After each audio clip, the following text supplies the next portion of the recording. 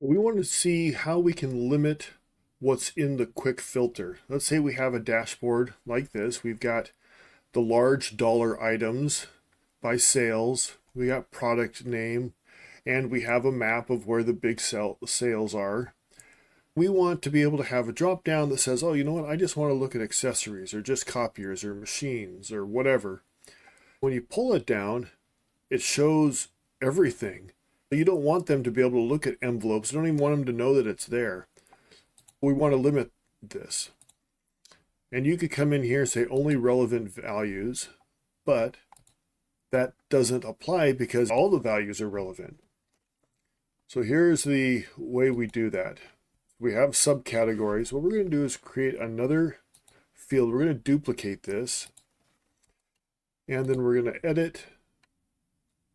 I usually call this something like selection limiter or limit selection, just so you have an idea of why you created another field. So we're going to bring that up here.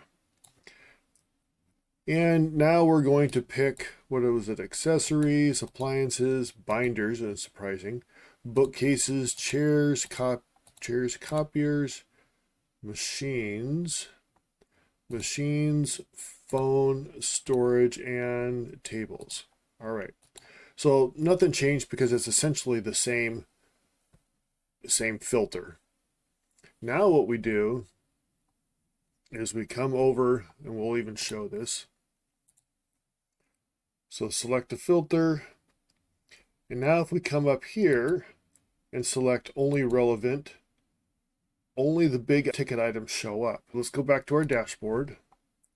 And we're going to change this to only relevant values. We've already filtered out the small stuff that we don't want on that new field, the select subcategory limit selection field. We've already limited what we wanted to see.